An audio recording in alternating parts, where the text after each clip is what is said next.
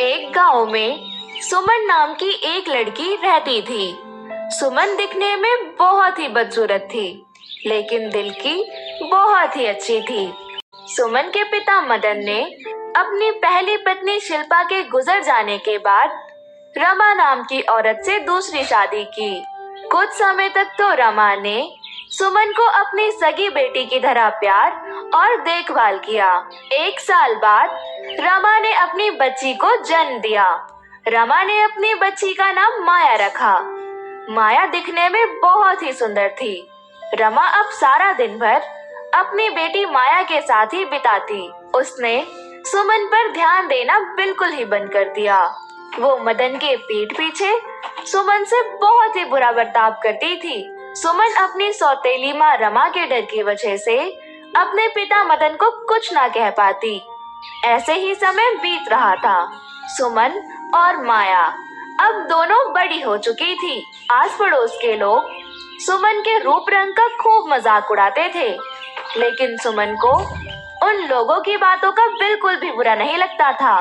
पर जब सुमन की सौतेली माँ रमा और सौतेली बहन माया उसे ताने देती, भला बुरा कहती, तो उसे बहुत दुख होता था और वो अपनी मरी हुई माँ को याद करके रोने लगती। एक दिन की बात है। सुमन अपनी सौतेली बहन माया के मेकअप बॉक्स से गुलाबी रंग की लिपस्टिक अपने होठों पर लगा रही थी। तभी वहाँ माया आई और उसे थप्पड़ मारते हुए बोली, तेरी हिम्मत कैसे हुई मेरी इतनी महंगी ब्रांडेड लिपस्टिक अपने होठों पर लगाने की? मैंने तुझे कितनी बार समझाया है, मेरी चीजों को हाथ मत लगाया कर। काली भैंस, तुझे मेरी बात समझ नहीं आती? जब देखो मेरे सामान को हाथ लगाती रहती है। मुझे अलग अलग रंग की लिपस्टिक होठों पर लगाने का बहुत शौक है, पर मेरे पास एक भी लिपस्टिक नहीं है। पर तुम्हारे पास तो इतनी सारी लिपस्टिक है।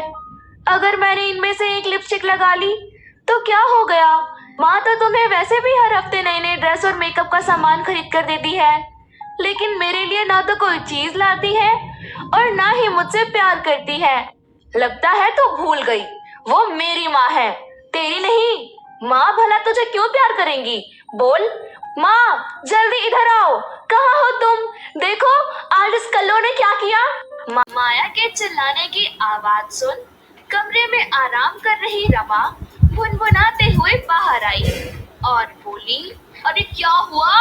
अब क्या कर दिया इस कलमुही ने? देखो ना माँ, इसने मेरी इतनी महंगी लिपस्टिक खराब कर दी। आईने के सामने खड़ी होकर महारानी जी मेरी लिपस्टिक लगा रही थी। क्यों रे करमजली, तुझे बड़ा शौक है ना अपने काले होठों पर लिपस्टिक लगाने का? चल, तेरी ख्वाहिश आज मैं पूरी करती हूँ। जब देखो आईने के सामने खड़ी हो जाती है। आज मैं तेरी वो मरम्मत करूंगी कि तू सपने में भी अपने होठों पर लिपस्टिक लगाना भूल जाएगी। माँ, मुझे छोड़ दो, मुझे बहुत दर्द हो रहा है। इतनी सी बात के लिए मुझे क्यों मार रही हो? बस जरा सी लिपस्टिक ही तो अपने होठों पर लगाई थी। एक तो गलती करती है, ऊपर से जुबान लड़ाती है। बेचारी सुमन दर्द से कराहने लगी। रोना धोना बंद कर, चल अब जा यहाँ से अपनी काली शक्ल लेकर। सुमन रोते हुए अपने कमरे में चली गई।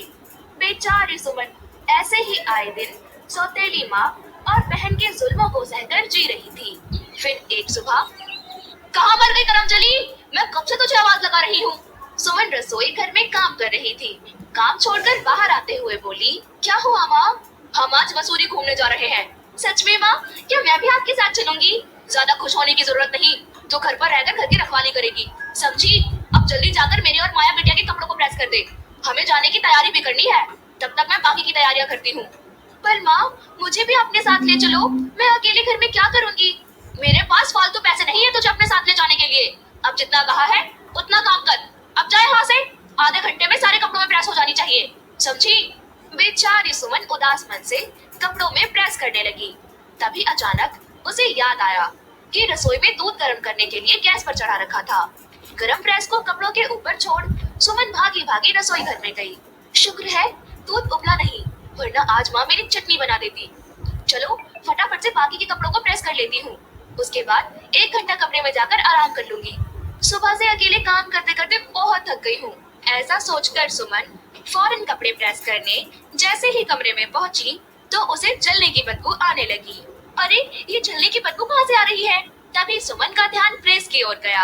हे भगवान, मुझसे इतनी बड़ी गलती कैसे हो गई? मैंने तो माँ की साड़ी जला दी।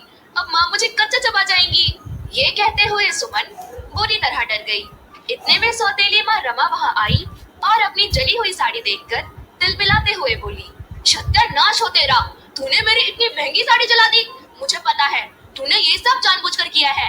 नहीं माँ, मैंने जानबूझकर कुछ नहीं किया, ये मुझसे गलती से हो गया, मुझे माफ कर दो। क्या कहा? तुझे माफ कर दूं? आज मैं तेरा वो हश्र करूंगी जो तू जिंदगी भर याद रखेगी। जल्दी से अपना हाथ आगे कर, आज मैं इसी प्रेस से तेरा हाथ जला दूंगी। नहीं माँ, मेरे साथ ऐसा मत करो, मुझे छोड़ दो। लेकिन रमा ने सुमन की एक ना सुनी और गर्म प्रेस से सुमन का हाथ जला दिया। अब तुझसे आइंदा कोई गलती नहीं होगी। अपनी मनहूस शक्ल लेकर दूर हो जा और घर के बाकी काम निपटा ले। माया बेटी, जल्दी से तैयार हो जाओ, हमें देरी हो रही है। मैं जल्दी से सामान पैक कर लेती हूँ। इतना बोलकर रमा मसूरी जाने के लिए सामान पैक करने लगी। वहीं दूसरी ओर सुमन के हाथों में बहुत जलन हो रही थी। फिर भी वह रसोई में रोते हुए बर्तन धोने लगी। कुछ देर बाद रमा अपनी बेटी माया को लेकर मसूरी जाने के लिए निकलते हुए सुमन से बोली, सुन मनहूस, हम 4-5 दिन में वापस लौट आएंगे। हमारे पीछे घर का अच्छे से ध्यान रखना। घर का एक भी सामान इधर का उधर नहीं होना चाहिए, समझी? ये कहते हुए रमा अपनी बेटी माया के साथ वहाँ से चली गई। इधर सुमन के हाथों में बहुत जलन हो रही थी। वो अपनी मरी हुई माँ की तस्वीर के सामने खूब रोती है। माँ, आप मुझे छोड़कर कहाँ चली गई? माँ, मेरे पास लौट आओ। सौतेली माँ मुझसे बहुत बुरा बर्ताव करती है। मेरे हाथ में बहुत जलन हो रही है। ये कहते हुए सुमन फूट फूट कर रोने लगी। तभी सुमन की माँ की तस्वीर से आवाज आई, रो मत सुमन बेटी। माँ की आवाज सुनते ही सुमन हैरानी से यहाँ वहाँ देखते हुए बोली, माँ, अब कहाँ हो माँ? अब आ गई, लेकिन आप मुझे दिखाई क्यों नहीं दे रही? मैं दिखाई नहीं दूंगी सुमन बेटी, मैं मरकर आत्मा बन गई हूँ। भगवान से कुछ मिनट की अनुमति लेकर तुमसे मिलने आई हूँ। अब तुम्हें उस जालिम औरत के जुल्म और सहने की जरूरत नहीं। मैं तुम्हें एक जादुई लिपस्टिक दे रही हूँ। इस लिपस्टिक को लगाते ही तुम बहुत सुंदर हो जाओगी। साथ ही तुम्हारी सारी परेशानी भी दूर हो जाएगी, क्योंकि ये साधारण लिपस्टिक नहीं बल्कि एक जादुई लिपस्टिक है। ये तुम्हारी हर इच्छा पूरी करेगी। इतना ही नहीं, इस जादुई लिपस्टिक को तुम्हारे सिवा कोई और दूसरा हाथ नहीं लगा पाएगा। क्या सच में माँ? हाँ बेटी, अब तुम्हें चिंता करने की कोई जरूरत नहीं। सदा खुश रहना। मेरे जाने का समय हो गया है, अब मैं चलती हूँ। कभी अपने आप को अकेला मत समझना। इतना बोलकर सुमन की माँ की आत्मा गायब हो गई। सुमन ने जैसे ही जादुई लिपस्टिक अपने होठों पर लगाई, उसका रूप रंग बिल्कुल बदल गया। वो बहुत ही सुंदर दिखने लगी। साथ ही उसका जला हुआ हाथ भी बिल्कुल ठीक हो गया। ये देख सुमन की खुशी का ठिकाना नहीं रहा। अब सुमन जादुई लिपस्टिक की मदद से घर का सारा काम तुरंत कर लेती और अपना मनपसंद स्वादिष्ट व्यंजन भी पेट भर खाती। सुमन जादुई लिपस्टिक को पाकर बहुत खुश थी। अब वो जो भी चाहती, जादुई लिपस्टिक उसकी हर इच्छा पूरी करती। ऐसे ही 4-5 दिन निकल गए। सुमन की सौतेली माँ रमा और सौतेली बहन माया जब घर वापस लौटे तो सुमन का बदला हुआ रूप देखकर दोनों चौंक गए। माँ देखो, देखो तो काली बंदरिया कैसे सुंदर हो गई। क्यों री करमचली, हमारे जाते ही लगता है तूने कोई जादू टोना सीख लिया है। जल्दी बता, तू इतनी जल्दी सुंदर कैसे हो गई? माँ, ये सब मेरी माँ की जादुई लिपस्टिक का कमाल है। ये कहते हुए सुमन ने उन्हें सारी बात बताई। सारी बात सुन रमा मुंह बनाते हुए बोली, तू सुंदर तो हो गई, लेकिन तू कभी भी मेरी बेटी की बराबरी नहीं कर पाएगी। माँ, मुझे भी जादुई लिपस्टिक चाहिए। क्या करोगी तुम जादुई लिपस्टिक लेकर? तुम तो पहले से ही इतनी ज्यादा सुंदर हो। लेकिन माया जादुई लिपस्टिक की जिद करने लगी और जबरदस्ती सुमन से जादुई लिपस्टिक छीनने की कोशिश करने लगी। इतने में जादुई लिपस्टिक के जादू से माया दूर जा गिरी। अरे अरे मेरी कमर, माँ! तभी सुमन बोली, माया, ये जादुई लिपस्टिक मेरे अलावा कोई छू नहीं सकता, इसीलिए आगे से लिपस्टिक को हाथ लगाने की कोशिश मत करना, वरना अंजाम भुगतने के लिए तैयार रहना। मैं जादुई लिपस्टिक लेकर ही रहूंगी। माया बेटी, चलो अपने कमरे में। वैसे भी तुम पहले से ही इतनी सुंदर हो। जादुई लिपस्टिक का लालच छोड़ो। मैं तुझे कल महंगी महंगी लिपस्टिक खरीद कर ला कर दूंगी। इस करमजली की सड़ी हुई लिपस्टिक लेकर क्या करेगी? देख नहीं रही तू? तूने जैसे ही लिपस्टिक को हाथ लगाया तो दूर जा गिरी। अगर अब दोबारा उसे छूने की कोशिश करेगी तो पता नहीं क्या होगा। इसने कहीं से काला जादू सीख रखा है। चल यहाँ से। ये कहते हुए रमा अपनी बेटी माया का हाथ पकड़ते हुए उसे कमरे में ले गई। लेकिन माया मन ही मन ईर्ष्या से जलने लगी। ऐसे ही 2-3 दिन बीत गए। एक शाम रमा के सीने में अचानक दर्द उठा। वो ढंग से खड़ी भी नहीं हो पा रही थी। उसने अपनी बेटी माया को आवाज लगाई, माया बेटी, मुझे जल्दी से हॉस्पिटल ले चलो। मेरे सीने में बहुत तेज दर्द हो रहा है। माँ, मैंने अभी चेहरे पर इतना महंगा फेस पैक लगाया है। मैं आपको हॉस्पिटल लेकर अभी नहीं जा सकती। आधा घंटा वेट करना होगा। क्या? मेरी तबीयत इतनी ज्यादा खराब है और तू मुझसे ऐसी बात कर रही है? मैंने बचपन से लेकर आज तक तेरी हर ख्वाहिश पूरी करी। तुझे किसी चीज की कमी नहीं होने दी। और आज जब मेरी जान खतरे में है तो तेरे पास मुझे हॉस्पिटल तक ले जाने का समय नहीं। अरे माँ, मामूली सा दर्द है, ठीक हो जाएगा। मैं ज्यादा तुमसे बात नहीं कर सकती, नहीं तो मेरा फेस पैक खराब हो जाएगा। ये कहते हुए माया अपने कमरे में चली गई।